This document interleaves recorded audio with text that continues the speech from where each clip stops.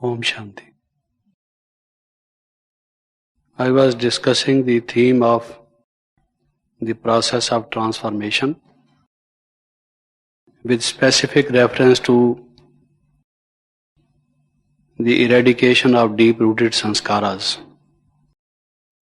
And I was mentioning the facilitatory factors which enable us to bring in our practical life the transformation of sanskaras. And I had mentioned 4 of them. Now I will take up the 5th. Yesterday I was discussing the 4th one, namely Vairagya, the dispassion. And today the 5th one I am taking up is the victory. Baba says, you are my victorious children, Vijay Vats. This is one of the desires of every human being. Whatever we want to do, we want to attain success and we want to score victory. Whether we are playing a game, whether we are appearing in an examination or in any other effort in life, we want not to be a failure but to come out victorious. This is natural to everyone. But in Bhakti Marg we have a defeatist mentality. We think we are unequal to Maya, we cannot fight the evil forces all by ourselves.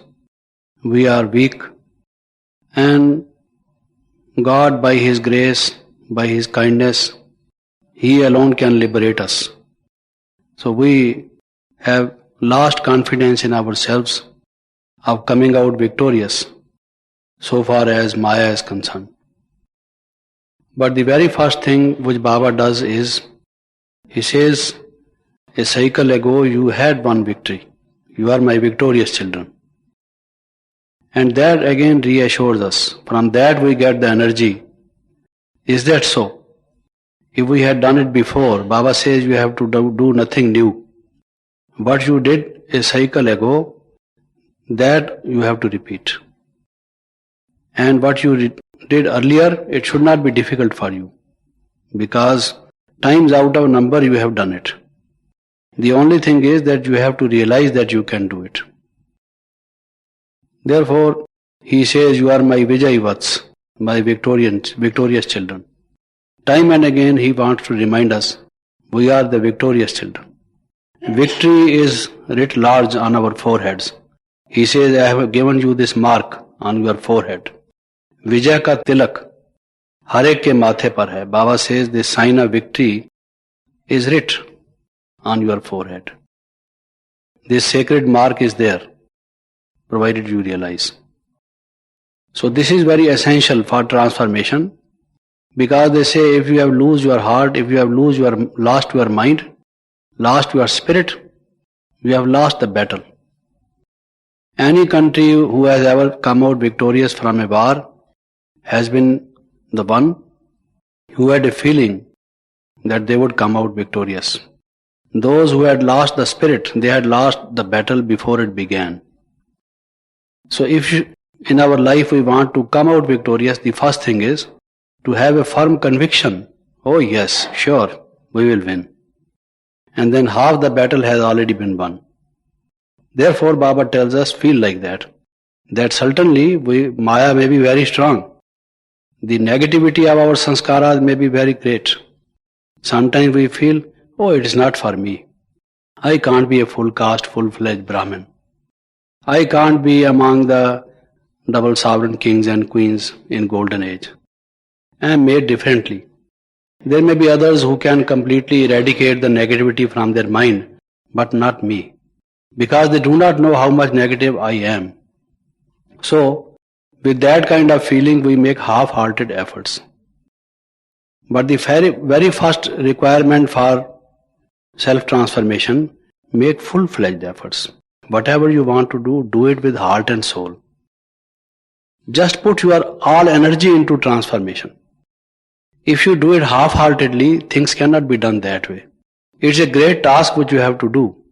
because that negativity is very strongly entrenched in you. It is very deeply settled. The roots have gone so deep. If you want to eradicate, and your first sign of weakness is that you feel that you can't do it, you cannot do it. You can do it only when you think, because Baba said, I am Vijay Vats, I am a victorious child. Victory is written on your forehead. Baba said, I have given this tilak on you. You see, I will certainly win a victory. If that feeling is there, that 100% conviction is there, faith in me is there, I am that victorious child of Baba, then only I can come out successfully from this struggle. So that is the first. Therefore, when Baba says, Aham Chaturbhuj Tattvam, this is what Baba said. When Sakar Brahma Baba had the first vision, it was of Vishnu with 4 arms. Baba said, Shiv Baba said to Brahma Baba, the voice said, when Baba went to a room and there was light and the Supreme Soul appeared, there was a whispering sound. A voice said, you are to create a new world.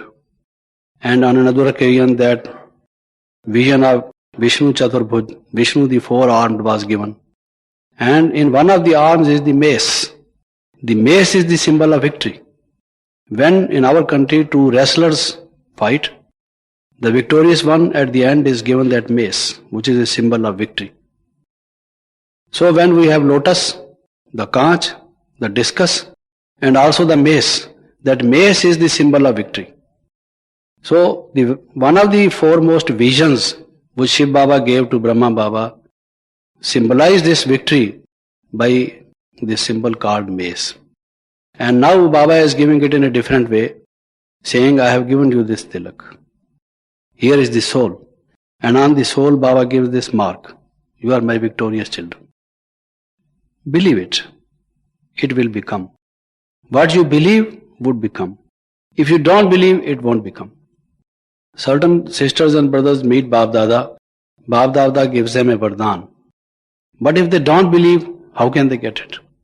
You are what your belief is. What is human being? What is your personality? Your personality is integration of all your beliefs. Your behavior is your beliefs in practice. Your thoughts are what you believe. So unless and until you believe what Baba is saying, and you believe your future, you believe your potential, you believe that you have these powers, nothing can move. You cannot move even a straw from here to there unless and until you believe that you can do this. If you just sit with your hand on hand, can I do it? Will it happen? It will never happen.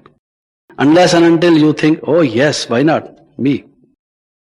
Baba therefore says, Jo ote so Arjun. In many murlis, Baba says, Jo ote so Arjun. One who takes up the challenge, who accepts the gauntlet, he says, yes, me, I will do it. Baba, I am here, I take this initiative. I accept this challenge. He alone can do it. He is Arjuna. Of all the Pandavas, why the name of Arjuna is mentioned? And when was Arjuna victorious? You find, if you take any book of Gita, the very first picture shows that Arjuna is sitting like this,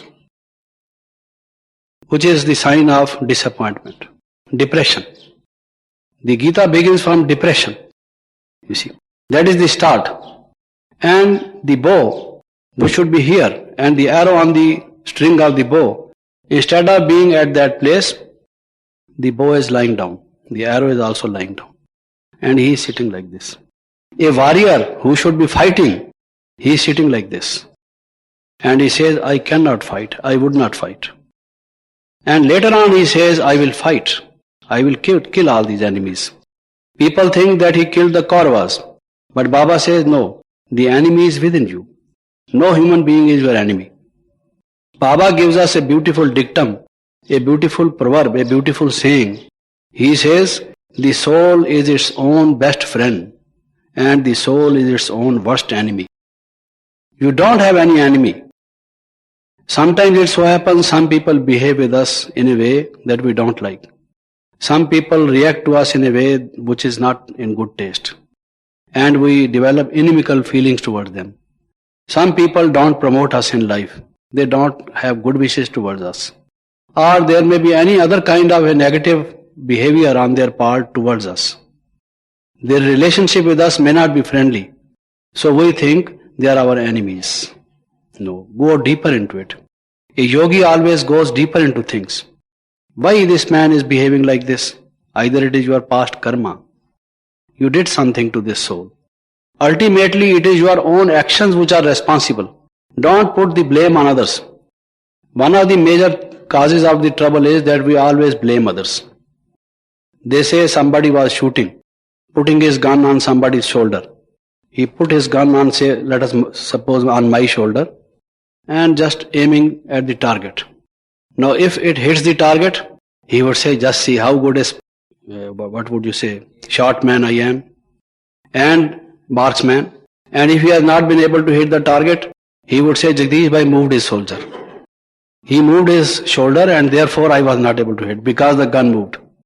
So he would never say that I am not a good marksman. He would say, since he moved his shoulder, therefore I was not able to do it. Now who is going to prove whether I moved my shoulder or this man is not a good marksman? Always putting blames on others. But Baba says, no, you are your own worst enemy. If you have negative tendencies, negative divine qualities, the virtues, the purity, you are your friend better than your own qualities.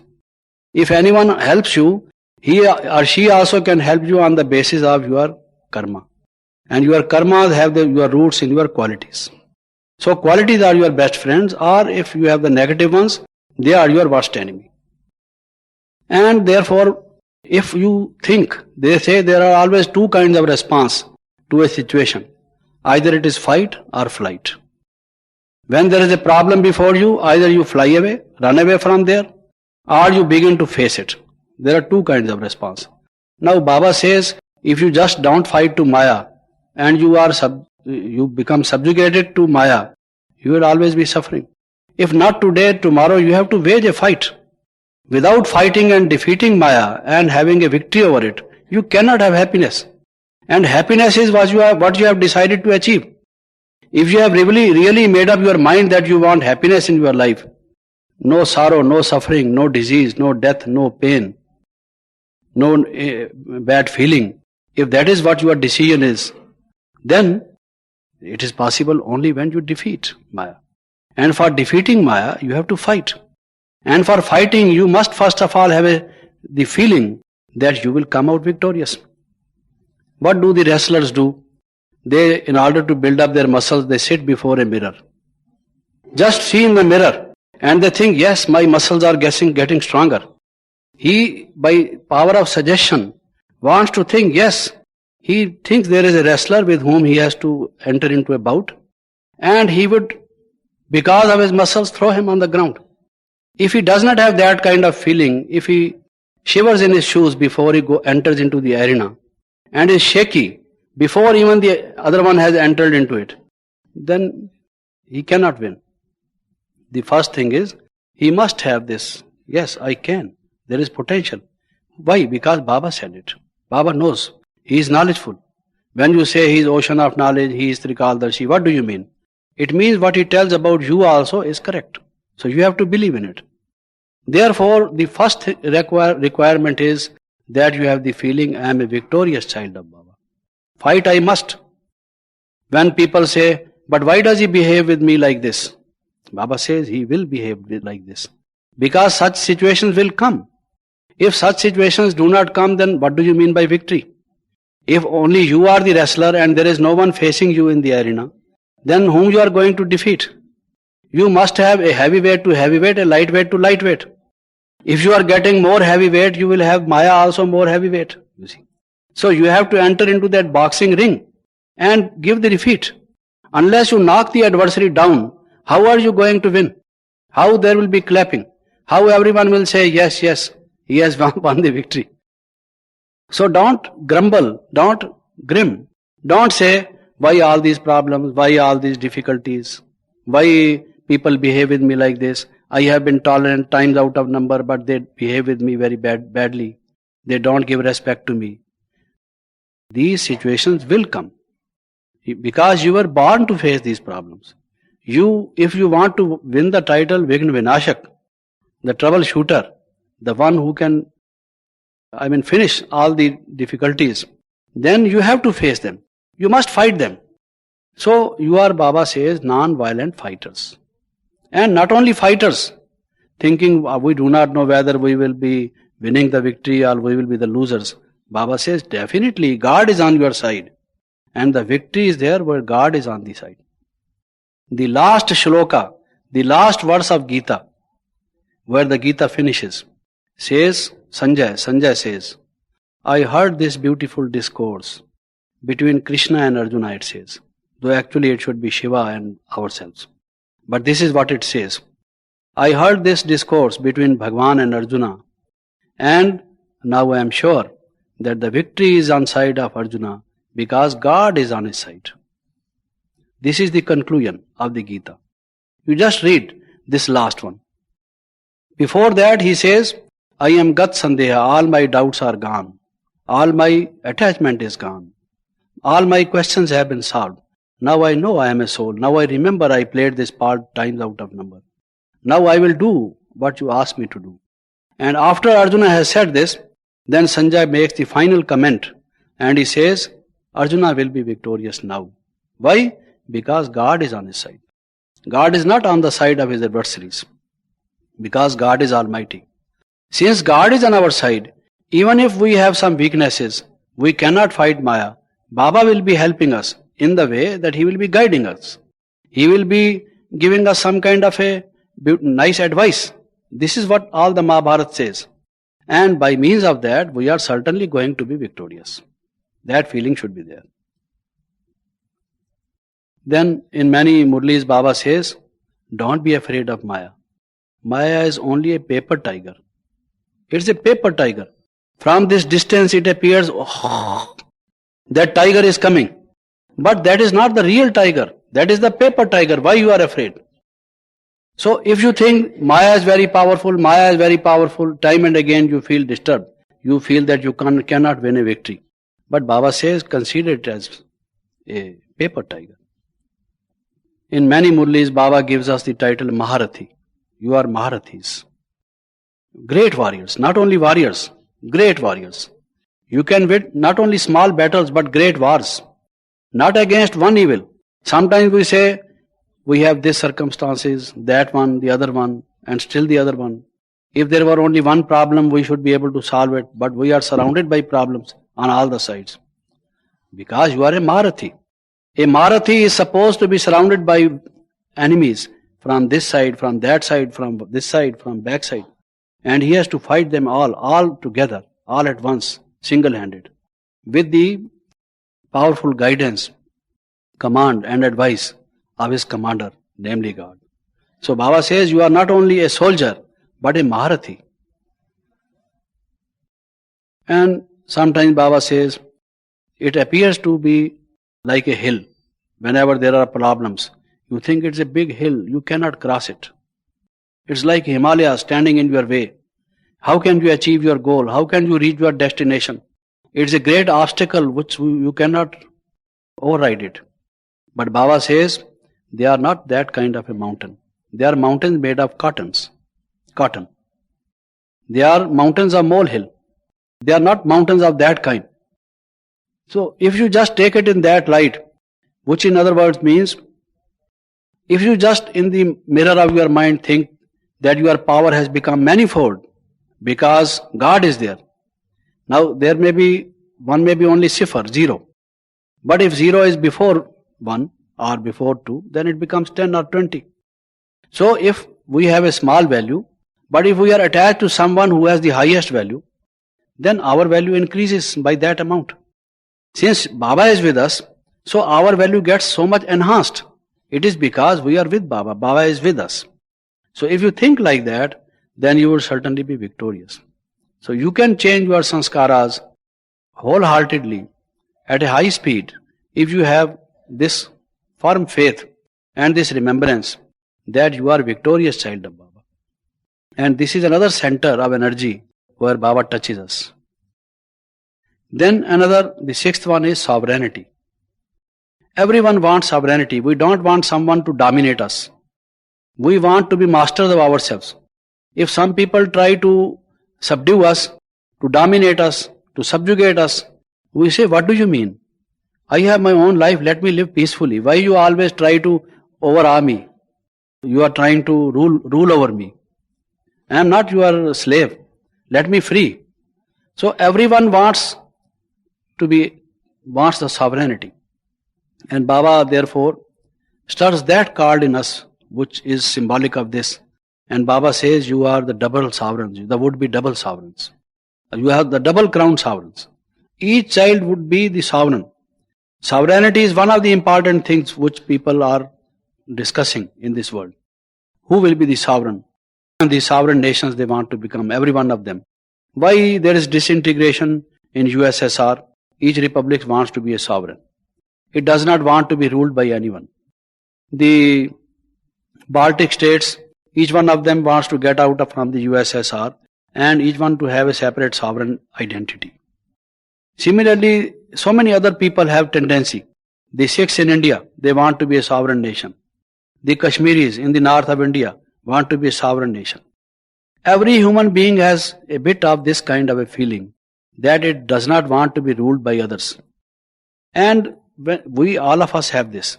And Baba says, if you want to be sovereign, you can be. And that kind of sovereignty which he promises us is very, very different from people are dreaming of. They are trying to attain only for a couple of years. And at the point of guns, by fighting violent wars, and which is full of sorrow and suffering, leading them to bloodshed among themselves. Again, it brings in disintegration. There is so much of hatred and violence in these kinds of sovereignties, which are not sovereignties as a matter of fact, because they are divided, not the whole lot. There is violation of airspace, of the land space and so on. What is this sovereignty? We have to protect our sovereignty at such huge a cost. It engages so much of our attention and energy. But Baba wants to give you another kind of sovereignty, double crown sovereignty. Because this sovereignty, which is the rule of the thumb, is not the real sovereignty. The sovereignty is where purity is. They say Christ is the sovereign who rules the mind of millions without any crown on his head. But Baba wants to give you the crown of gold as well as the crown of light. Therefore he says both are necessary, and that kind of sovereignty I want to give you. And this sovereignty can be attained only by those who purify their sanskaras, change their sanskaras. Because first of all you must have the crown of light. Then you have that crown of gold whereby you have this kind of sovereignty. And Baba therefore says you are princes and princesses. I see you in that light. And therefore your activity should be according to that vision. Then in order to have that kind of sovereignty, in order to bring in transformation in ourselves, Baba says you can be the sovereigns of golden age, provided you first of all rule over your senses. And we say yes, we want to have sovereignty and we want to rule our senses. Then transformation begins to take place. Then Baba says you can have that sovereignty, you can become a bigger sovereign. It depends upon the more the number of gems of godly knowledge you have, the more will be the diamonds in your crown. The bigger will be your sovereignty, and you will be more and more high a king if you have more and more spiritual and godly knowledge. Therefore, study this knowledge attentively. Try to have the gems of godly knowledge more and more in your mind. So when we have these gems of knowledge, naturally the thorns or the pebbles of the negative, the old sanskaras are replaced by the gems of knowledge. Because knowledge is light. When you get this knowledge, then the darkness vanishes. When you get these gems, they replace those negative tendencies. Then again Baba says you can have this sovereignty by means of the power of purity. Some people win the kingdom by the power of the sword, by the power of weapons.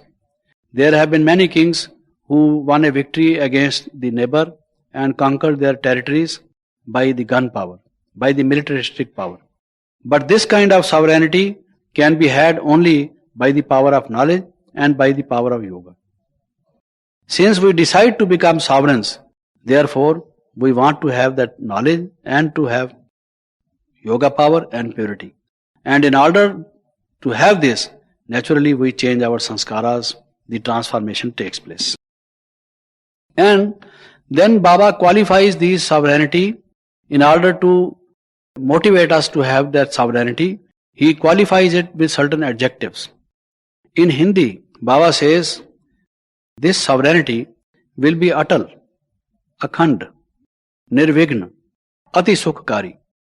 These are the 4 qualifying words, phrases which he uses. Atal. Atal means nobody can shake it. It's not that there is an adversary, like we have a prime minister, he is the head of a minority party, and every day he has, you see, the fear that some party may gain power and dislodge them from the seats they are occupying, the ministerial seats which they are occupying. President Bush again is trying to fight an election and come out victorious. Only for a few number of years he becomes a president, and then again he has to wage an electoral battle in order to come out victorious again. So there are other people who want to challenge him in that electoral fight and to defeat him by means of votes. But in our case, the sovereignty which we attain, no one can dislodge. We don't have the fear of any enemy, someone who is our opponent, who wants to take away our chair. And we don't have sleepless nights always thinking, well, how can we have the majority? And how can we have a lasting period of rule? Baba says this is self-rule. This sovereignty is self-rule. The other people also use the self-rule, this kind of a phrase. But actually that is not self-rule. This rule of the self over the sense organs, over the mind, is actually what self-rule is. And by means of this, the sovereignty which you gain, one of the qualities of that sovereignty is it is atal.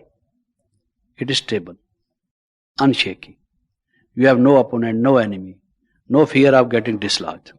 Then the other is akhand. Akhand means it is limitless. There are no divisions. That India is a country which has this territory, then begins the territory of Pakistan, then of Bangladesh, and so on. This is your airspace, that is their airspace. This is your part of the sea, ocean, and that is their part of the ocean. Your ships can enter there subject to certain conditions, so on and so forth. But not in this case. Your sovereignty will be akhand, limitless, on the waters, on the air, on the flora and fauna, on the land, everywhere. It will be unchallenged. It will be accepted by all. So that kind of sovereignty you will have. Atal, akhand, and then he says nirvigna, where there is no fury of nature, no destruction, no calamity, no catastrophe, no any kind of mishap, nothing untoward is happening, no unparliamentary act, no rebellion from the people. So it is nirvigna, without any obstacle. And then he says ati sukhkari, it will be full of happiness. There will not be even a touch of sorrow or suffering in this. So in order to have this kind of a sovereignty, if we have to have a little effort of transforming our sanskaras, why not do it? Because we will be so much losers if we don't change our negative sanskaras. This therefore gives us an impetus. Like when you go to a university, you have a prospectus. If you study this up to this standard, then you will qualify for such and such job. You will have such and such prospects in your future life. You study secretarial course, you study computer, means of communication, keeping the files, and some other things, and you can become secretary to a big industrial boss, for example, a highly paid executive, or so on and so forth. You are enchanted by these prospects, and you say, yes, we spend 1 year and studied wholeheartedly because we want this job, you see. But nothing is comparable to this kind of sovereignty, which has 100% purity, peace and prosperity, and security, and health, wealth and happiness. What else do you want? And what price you have to pay? The price you have to pay is only what the bad you have. You have only to give it up, to to the rubbish thing to which you are clinging. That's all. And what you will be getting is amazing, surprising, uncountable, immeasurable, unmentionable, in the sense that nobody can make a list of it. So, when we see what we will be gaining, then we make the efforts. Here is the impetus to bring in the transformation. Then, sometimes Baba says, take the case of the political party in your country, Congress, for example, All India Congress. What did Mahatma Gandhi do, Jawaharlal Nehru do, and others do? For gaining the freedom, for establishing the sovereignty, they made some sacrifices. They gave up their lucrative legal practice, their hearth and home, and some of them were suffering in jails for some time, suffering even humiliation from the foreign power. What for? Why all this? In order to gain the sovereignty. So Baba says, my dear children, can't you sacrifice your attachment, your arrogance, or all this negativity for establishing this kingdom? So a new kingdom is being established. Now Mahatma Gandhi established that Ram Raj he wanted to establish, but actually it has become Ravan Raj. This is what he is mentioning in the murli every time. Now I want to fulfill that dream of establishing Ram Raj, the kingdom of heaven, the kingdom of paradise. And can't you make these small sacrifices for establishing that kingdom? So this again motivates us for the sake of getting that sovereignty for us, for our mother country, for our society, for the whole civilization. And therefore we want to make sacrifices. And this motivates us to bring transformation in the self. Then the seventh is the power. Everyone wants some power. There is no human being who does not want this, that, or the other kind of power.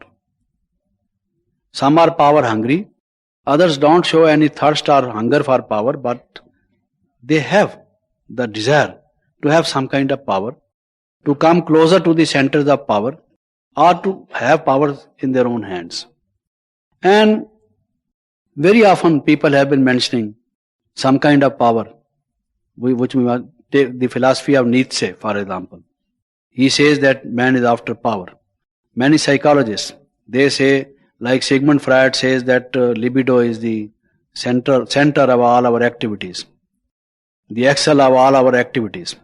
There are others who say all our activities are motivated by the instinct to have power, to gain power in this life. They say even sex is for having power, for having domination of the male over the female, you see. Or it may be the other way around. As I was saying, some females are better than males insofar as domination is concerned. It depends upon the personality. But there is always some kind of a desire to have power. And Baba says, children have these 8 powers. He therefore gives us a better substitute. Yes, power is necessary. Without power, what is the charm in life? Without power, if you have weakness, then again you are lacking something important in your life. Power, okay, yes. But these 8 powers, and I would like to add to those 8 powers. I find that sometimes we don't have those 8 powers because there are other 4 powers which we lack. If we lack in those 4 powers, these 8 powers also cannot be attained. One is the power to forget and the power to remember. Now, why we can't tolerate sometimes? It is because somebody has done something wrong to us and we cannot forget. Therefore, we cannot tolerate. Not only at that very moment, but even later on. If we cannot forget, that intolerance in us lingers on in our mind. It's very difficult to forget somebody who has insulted us in the presence of so many people, who has hurt us really to the core of our mind. Somebody who has really been very rough to us, behaved very rowdily towards us, or who harms our interest. We cannot sleep. We have to take some sedatives, certain things which can bring us into sleep, you see. It's very difficult. But if we have this kind of power to forget, you see, In order to have that power of tolerance, this power is essential, to forget. And also the power to remember. You have a gun in your hand, and the enemy, the thief or the dacoit, the robber has entered your house. You require the gun, you kept the gun for this purpose. You took the license because you thought that if someone who has a violent tendency enters your house, you must have a security weapon. You have this. But where you placed it, you don't remember. You see. Or if the weapon is there, where are the cartridges, you don't remember. You see. Then, what is the use? You have all the points of knowledge which can enable you to win a victory over vices, over Maya. But which point to use when the situation comes if you don't remember? You see, you lose the battle. So that remembrance of Shiv Baba, of soul, that I am a soul, and so many other beautiful points which Baba has given us, if just at the moment when we require it the most, if that is then only that we forget, and other times we do remember very easily. So the power to remember, the power to forget, they are important powers. I think we should add to those 8 powers, these 2 powers also. Then another is the power to give and the power to forgive. Forgive. You can forget also only when you forgive. If you don't forgive, you can't forget. And if you can't forget, you cannot tolerate. And if you can't tolerate, then you lose. Because then there is one important thing which you don't have. The patience, the sweetness, the peace of mind. You lose so many precious things. You lose your purity, your divinity, your spirituality, your balance of mind, the moment you are not tolerant. And you are not tolerant because somebody has hurt you, and you are unable to forget it. And you are unable to forget it because you can't forgive him. So this again is a power. You must be able to forgive. Because it will be a great loss. If you are not going to forgive him, all right, then what are you going to do? To kill this man? What are you going to do? Just as they say, honesty is the best policy. Otherwise, you will be involved in one problem and the other afterwards. You will be involved in complex problems. If you don't adopt this policy, honesty is not only a virtue, but it is a policy in life. If you want to lead a happy life, a life above these bad things of the world, then you must be through and through an honest person. A person with tested and testified integrity. That is one of the foremost virtues. First of all, you must be honest to yourself, honest to your Creator, to God, honest to your family, your fellow beings, your neighbors, other human beings, honest to the society. Honesty has so many dimensions. If you are honest, other virtues also begin to come in you. And this should be the policy of leading a happy and a good life. Not only a virtue. A virtue may be a small thing, but a policy is a greater thing and virtue comes in it. It is included. Similarly, I say, forgiving is a policy. By forgiving, you can make that person again your friend. You can win him. If you don't forgive him, he will be lifelong your enemy. Alright, today he has behaved like this, tomorrow he will behave more bitterly, because he remains to be your enemy. By forgiving, you can smile, you can behave with him nicely, you can be humble to him, and the voice will be from within him. He is being nice to me, and I am treating him badly. I am a bad man. I should change myself. So a voice will come up in his conscience. So there is expectation, there is hope that he would change. So isn't this a policy of forgiving? Moreover, if you forgive him, what will happen? You have your peace of mind. Your mind is one piece. Otherwise, there will be hatred. You will be planning, scheming to take the revenge. You will have enmity, jealousy, so on and so forth. So, is it a policy? Because it does not give you happiness in life. Can there be any worse policy than this? This is not a policy at all. A policy is something which takes you to success. Anything which takes you to defeat, to sorrow, to suffering, to sadness. And that is a damn policy, not a policy. You see.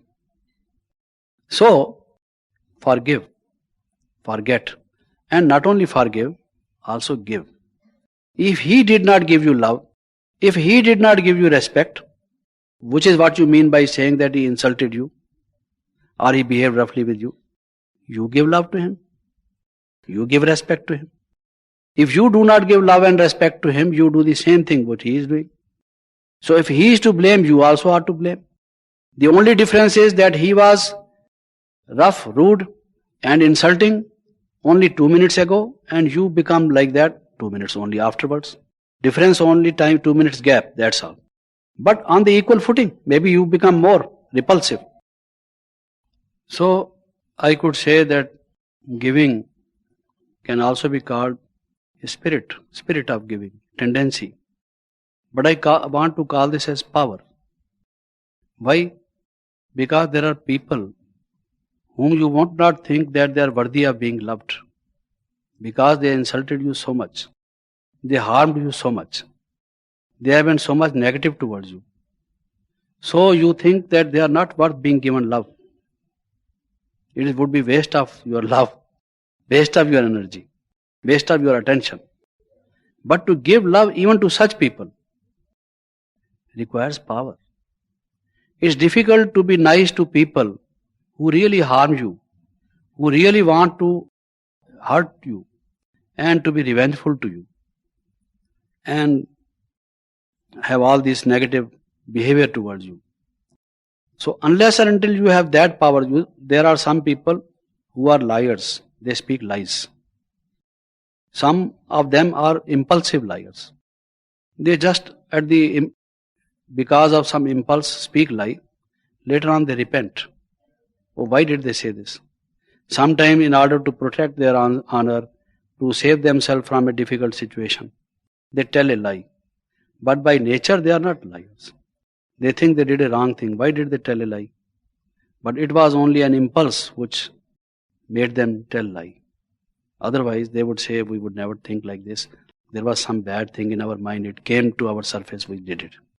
But there are some compulsive liars. They always speak lies. They cannot speak the truth. Like Duryodhana, I was telling you, he could not do a good action. Whatever action he was doing was full of mischief, evil. He was the veritable devil, the embodiment of negative, total negative. So similarly, there may be some compulsive liars. They feel compelled to lie. There is something negative in them. They must speak lie. They can throughout their life never tell the truth. But they would always say, I tell you truth. Always they say, I am telling you the truth.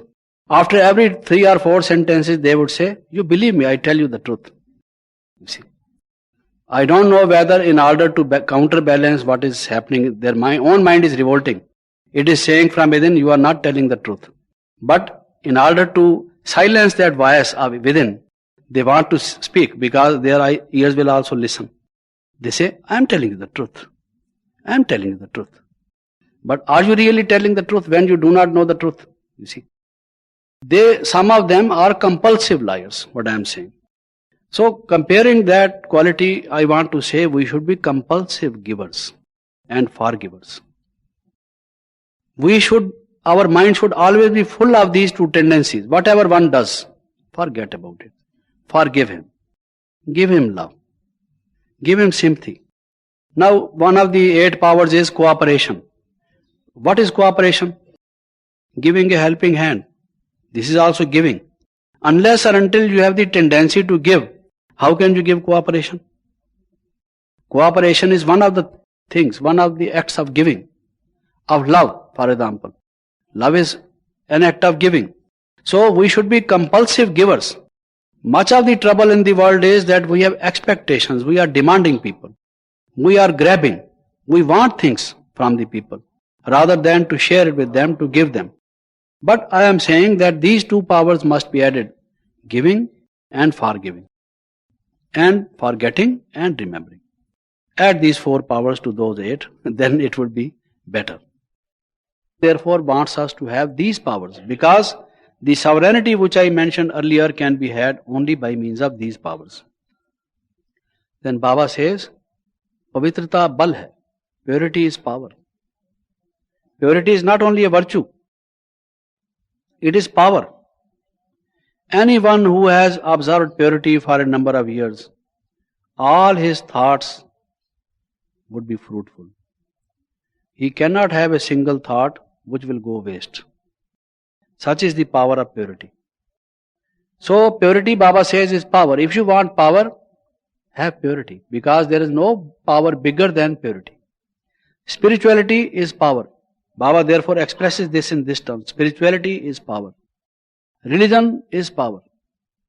Religion has its command over the minds of millions. It is influencing millions. So there is power in religion. Now what is religion? As a matter of fact, religion is not reading scriptures or performing rituals. Religion is actually a religious experience. The experience which comes by control of mind, by linking ourselves to God. That experience is something which does not come through the senses, through the sense objects. Therefore, in order to distinguish it from those kinds of experiences which come through the sense objects, we give it another name. Its name is religious experience or a spiritual experience. A religious experience or a spiritual experience is a direct experience, not through the senses, but from soul to soul, from mind to mind, or from the supreme soul to the soul. So that experience is power. And then Baba also says, knowledge is might, knowledge is power. Knowledge is power. Why do we say the technological know-how is a power, technical power, power of the scientific power? It is actually the power of knowledge. So knowledge is power. People nowadays talk of economic power, political power, social power. And in political field they say power corrupts a man and absolute power corrupts him absolutely. Now that is a corruptive power. But Baba is giving us those kinds of power which are reformatory in their nature, transformatory, which bring purity, which bring sublimity. It is a power which removes the corruption rather than the power which corrupts. So they are having power, only limited power for some time, for a short period, and which has a corruptive influence. Whereas Baba is asking us to have those powers which have the reformatory impact, the transformatory influence, which give us a nice or a better, a higher experience. They are therefore talking of levers of power.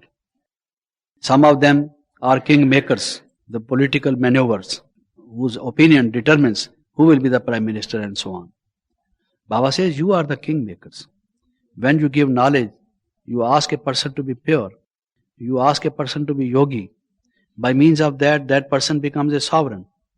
So what you are doing, what we call service here. What is service? Service is making people sovereign, making kings and queens, prince and princesses. Baba says, you are studying here. It is a college of the future princes and princesses. Now you are in the ordinary form, but in the future you will be prince and princesses. So you are the king makers. Can there be any power greater than this? A king has more power or a king maker has more power? Who has more power? If you are the king maker, the giver of the crown, then your power is higher.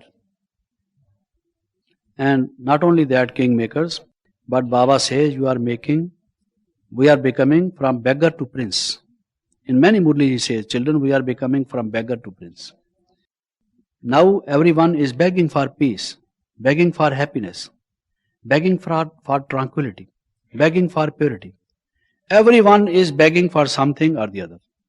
But by giving this knowledge, you are making them prince and princesses. From beggar to prince, this is the highest, the greatest power. Mao Zedong, whom nowadays perhaps they have changed his name, Mao Zedong or something. They have made it softer in pronunciation. He used to say that power comes from the barrel of a gun. And also people talk of balance of power. All the people, either economic power, political power, social power. But Baba says, just see what they are talking about. The real power comes from the spirituality, from the purity, from the sublimity, from the yoga. Yoga is the highest power. So we are trying to have that kind of a power. And when I was saying that to all those 8 powers or 8 Shaktis, we should add 4, namely to forget and to give and to forgive and to remember. Add another, the power of contentment. It's very difficult to be contented. We are to find only a rare person who is totally contented, and for quite a period of time. Today this person may be contented, he say, I am very happy. Tomorrow if you meet him, he would say, I try. Sometimes I am happy, sometimes I am not. You see. So, it requires a lot of power to feel, I am blessed. By attaining Shiv Baba, I have attained everything. I got everything. You just do a random survey. You just stand on the street, and whosoever passes the street, you say, gentlemen, can I ask you a question? He will say, yes. What is that? Are you contented? No, I am not contented. Then ask another man. Everyone would say that he or she is not contented. To be contented, therefore, is a great achievement, and nothing can be achieved without a power. Every work requires energy. In physics, when we study force, energy or power, it is for doing some action. It is required. So if you want to attain at contentment, which is the highest attainment, because you will be contented only when you have attained everything. Without that, how can you be contented? If something is yet to be attained, you would say, I am not totally contented. If you say I am contented, but then you would add this word, not totally. Yes, I am contented, but not totally contented, because some of the contents are missing. They have yet to be attained. You don't have all the contents. And for that the power is required. The power, all these powers, power of knowledge, power of purity, power of yoga, as I was saying, power of spirituality, this power of religious experience. When you have these powers, all these powers combined together make the power of contentment. They give you the power of, the net result, the total result out of these powers is, you are fulfilled. Yes, now I have no desire. Have you yet seen a person who has absolutely no desire? You see, it is possible only when a person has a feeling of fulfillment, that everything has been achieved. And if we have that feeling even now, before we have achieved everything, if there is the hope, the conviction that everything will be achieved, then also we can be near about contented, near about totally contented. 100% we may be contented when we have achieved everything. But when we have the assurance, 100% assurance, we will achieve everything, there is no doubt about it, then also we may feel like totally contented. And how can we feel that? Only when we think that we have attained Baba. And Baba has promised that he would give us our inheritance. We are his children. He has come to give us his inheritance. If we have that full faith, then we can have that near about total contentment. And this therefore is also a power. The behavior of a contented man is different. A contented person is a self-controlled person.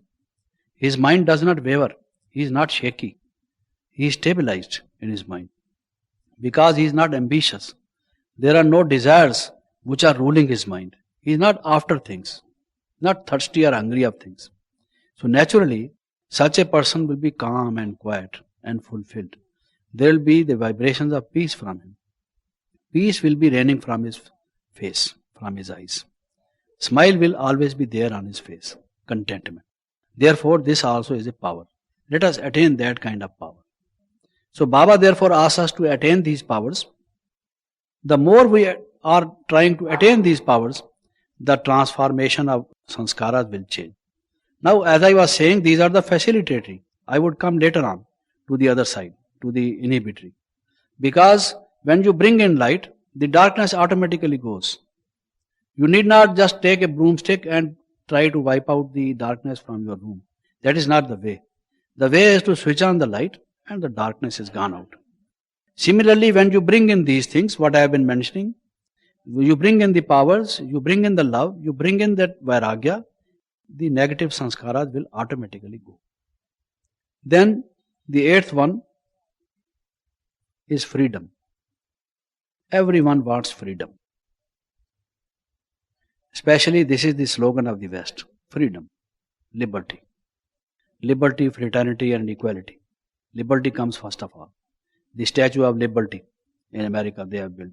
It is a tourist attraction. Liberty. All the movements, the French Revolution and so on. What for? Freedom. We want freedom. They say we should have freedom of speech, freedom of action, freedom of belief, freedom of thought, so on and so forth. Freedom. Everyone wants freedom. Who is this man? He is a freedom fighter. Freedom. Now, what is actual freedom? Baba says, I give you freedom. The real freedom. Now, how many kinds of freedom Baba gives us? Freedom from worry and anxiety. If you have the freedom of expression, but the mind is worried, so what is your expression? Your expression will be the expression of worries. It will make other people also worried. When you go on speaking about worries, the other man gets worried that you are worried.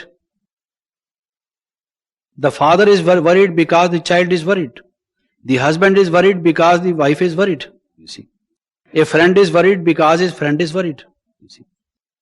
So all are buried under worries. But if you want freedom, the real freedom is that you must be free from worries, from anxieties. Also freedom from curries, I will come to that later. Freedom from our weaknesses.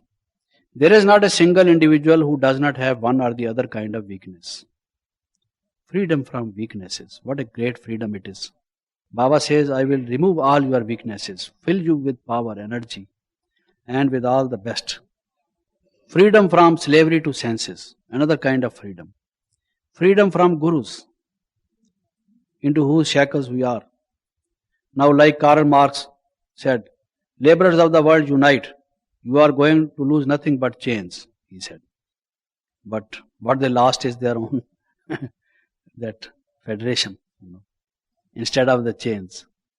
But Baba frees us from the chains of gurus, chains of our karmas. So many kinds of chains. This is the real freedom. Rousseau, a French philosopher, said, man was born free, but he finds himself everywhere in chains. Man was born free. But was man really born free? Everyone was born with a karmic account. Everyone had attachment with one or the other because of the karma.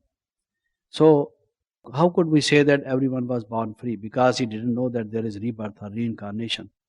There has been a past life because of which there are some chains in each one of us is already bound. So, but he also talked about freedom. Everyone talks about freedom. But Baba is giving us this real freedom. Then again, freedom from various kinds of moods. You will hardly find a person who is free from all negative moods. There are 16 moods, major moods, But you are under the influence of one or the other mood. Hardly there is a blissful mood, constant. So freedom from the negative moods. Freedom from disease, absolute freedom from disease, which is what health is. Freedom from death. No one has freedom from death. They say death is as sure. In fact, anything which is sure, they say it is as sure as death. Death is sure. So we have no freedom.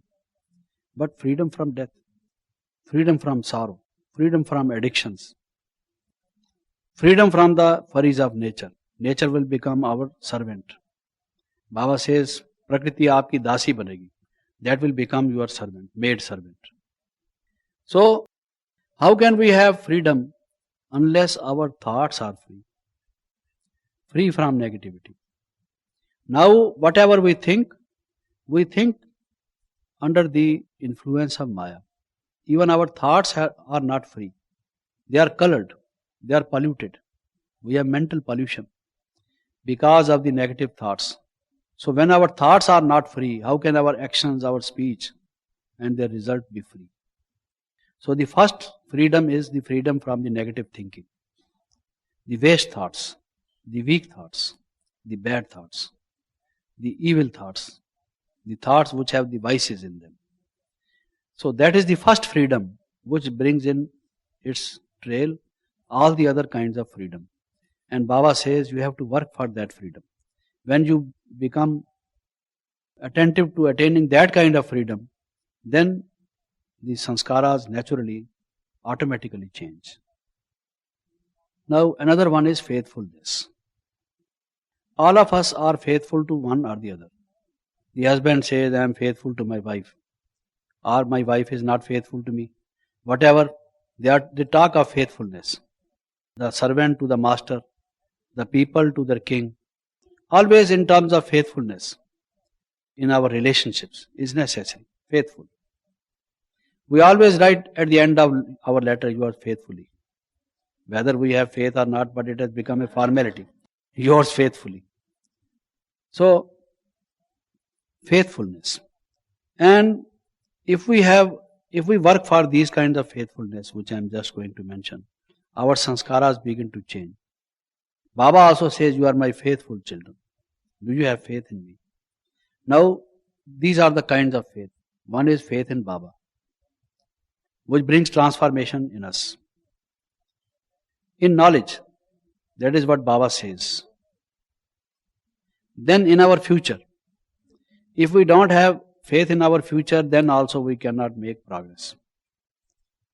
Faith in our divine potential, that we have that potential in us whereby we can transform and become really great. Faith in the law of karma. Sometimes we suffer, we say this person has been unjust to me, unkind to me. But hardly do we remember that it is the law of karma which is operating. It may be because of our past karmic account that this man is behaving like this. At that time we don't have faith in karma. Though at the rest of the time we profess our faith in karma, but when we are on the side of the suffering, when we suffer that lot, at that time we forget the law of karma. Our faith becomes weak. We say, but we did nothing wrong. Why this was done to us? We forget that if we did nothing wrong now, we must have done something wrong in the past. Without having done something wrong, without the cause being there, how can the effect be there? That is the law of karma. So to have faith in the law of karma. Then to have faith in Baba's promises. First I was talking about knowledge in general, having faith in all the knowledge. It is a cycle, it repeats after 5,000 years, that I am a soul, that we come from Paramdham. Faith in all this knowledge. And then faith particularly in the law of action. That is also a part of knowledge, but particularly in that, because we are very much influenced when we forget about that law of action. And faith about Baba's promise. Children, don't worry. I will take you to Paramdham, give you karmatit avastha, jivan mukt avastha. I will give you my inheritance of purity, peace and prosperity. So his promise is naturally going to be fulfilled, provided we have the faith in it, that kind of faith. So I have talked about the 9 points and the rest I take in the evening. Thank you. Om Shanti.